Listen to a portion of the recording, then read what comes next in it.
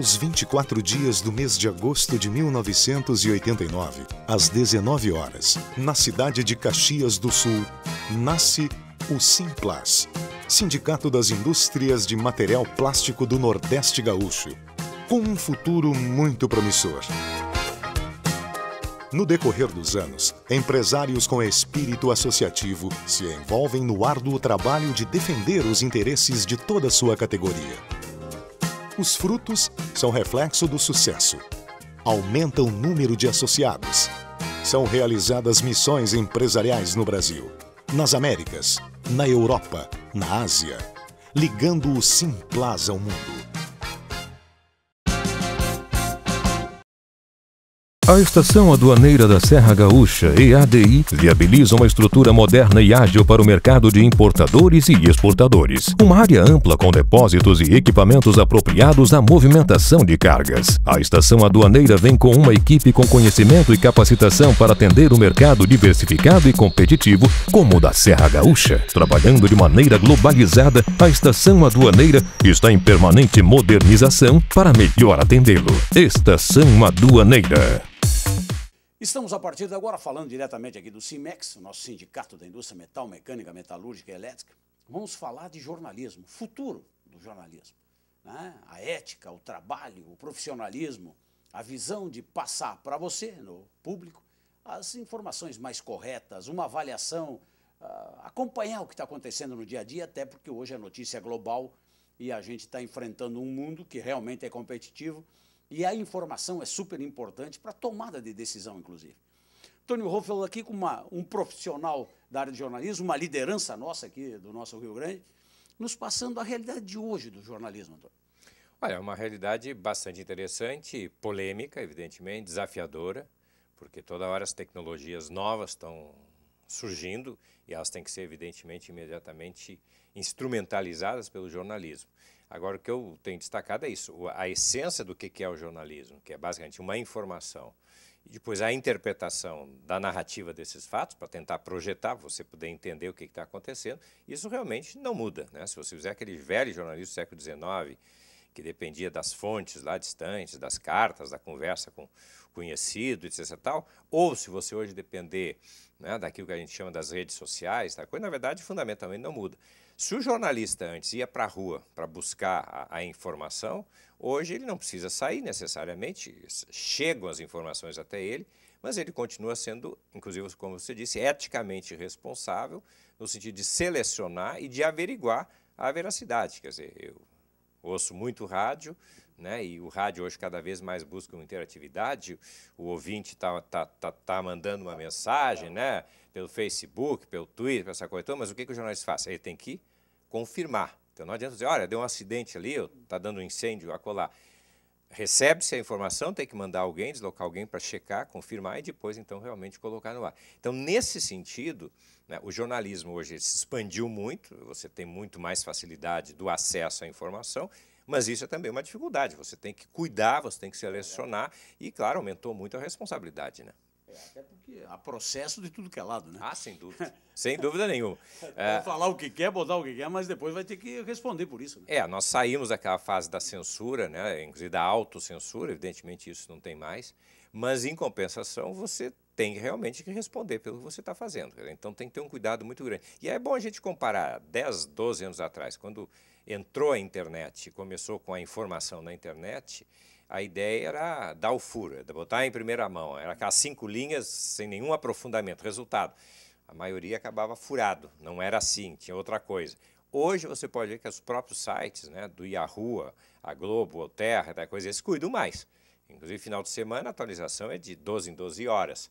A gente voltou a uma coisa essencial no jornalismo, que é isso. Quer dizer, não adianta você ser rápido, né? Você tem que ter realmente a averiguação, você tem que ter garantia de que aquilo está sendo dito, transmitido, é correto, é o verídico, é o verdadeiro, né? Isso corresponde àquilo que aconteceu. Nós estamos falando muito aqui, hoje em dia, de gente, profissionais, capacitação, desenvolvimento, uma visão realmente de mundo, gente mais ética, que é uma preocupação, inclusive no nosso país aqui, que a gente tem que julgar aquilo que nós estamos falando agora, interpretar. Como é que está o perfil do profissional de jornalismo? O que nós estamos formando, o que está vindo para o mercado? Bom, várias coisas para se comentar, né? Uma primeira coisa, por que eu, dentre outros colegas, defendemos a necessidade de um curso de comunicação e de jornalismo? É exatamente a questão ética. Você aprender a tecnologia, saber lidar com equipamentos, do que é uma exigência para além das técnicas específicas do jornalismo, mas isso é fácil. Meio ano, um ano você aprende. Agora, o que você tem que colocar no jovem, né, que está se preparando para ser profissional, é esta responsabilidade. É esta competência de se dar conta. Jornalismo é um serviço público, é um serviço que tem que atender ao interesse da comunidade, da maioria. Portanto, não adianta você transformar jornalismo em propaganda ou em publicidade. Isso é o nosso grande desafio em sala de aula, né? Eu falo, sobretudo, como professor, mas também como membro do Comitê de Ética do Sindicato de Jornalistas lá em Porto Alegre. Quer dizer, os casos que eventualmente nós recebemos no sindicato, normalmente são casos desse tipo, quer dizer, uma pressa não apenas em noticiar, mas sobretudo em interpretar, em adjetivar o acontecimento.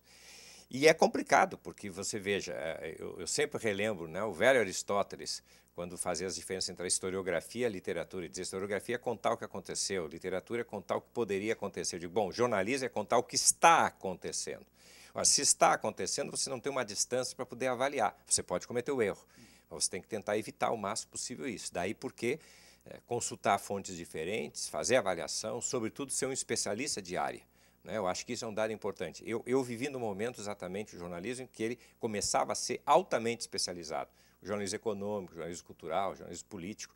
Isso é fundamental. Não só ter as fontes fidedignas com que você vai discutir, trocar ideias, checar uma informação que chegou, mas, sobretudo, você conhecer a área. Tanto que hoje é uma tendência muito forte de a maioria dos jovens fazerem um curso de jornalismo e depois, eventualmente, fazerem especializações num campo onde eles vão trabalhar no jornalismo, ou em economia, ou em políticas, ou esporte, né, que hoje é um campo enorme. E isso é fundamental, você tem que ser jornalista, saber o jornalismo, mas também conhecer a área onde você vai atuar. Então, a mensagem que nós vamos passar hoje para os jornalistas aqui de Caxias e da Serra é essa informação, o perfil que tem que ter o profissional a partir de agora, até pela velocidade das informações e os interesses, inclusive, do dia a dia que está no mercado. Né? Eu começo dizendo isso, quer dizer, não se preocupe, porque jornalismo e jornalista vão continuar existindo. Né? Podemos discutir o jornal, aí é um exercício de futurismo. Né? É provável que o jornal de papel, como nós conhecemos, acabe desaparecendo. Ele está sofrendo processo. Hoje você pode receber o jornal no combo, no tablet, no teu celular e assim por diante. Né? Isso realmente é uma mudança que não dá para parar. Agora, é bom a gente lembrar, a história do suporte papel, ela é muito nova, ela começa em 1450, perto de 1500 e veio até agora. Então, não significa que o suporte papel tenha que durar eternamente. Isso certamente muda. Né?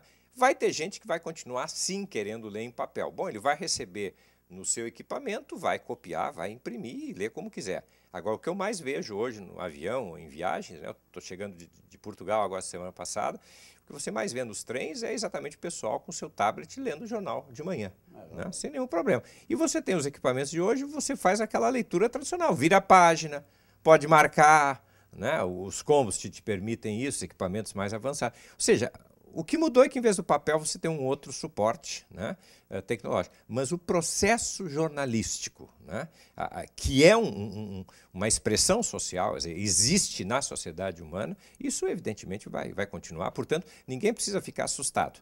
O desafio é exatamente você conseguir filtrar essa infinidade de informações que te chega e avaliar o que realmente interessa, né, para a comunidade.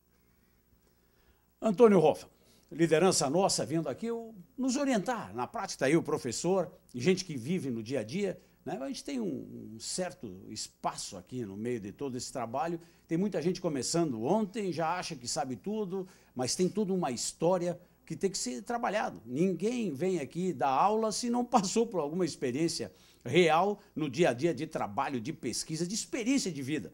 Né? O Facebook, Twitter, a comunicação está ágil, mas não te dá realmente o conhecimento para vir, inclusive, orientar o mercado do que está acontecendo.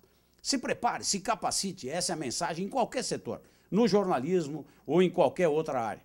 Você preparado, você enfrenta melhor o mercado e com gente que conhece, nos orientando, gente de qualidade, faz um mercado realmente melhor.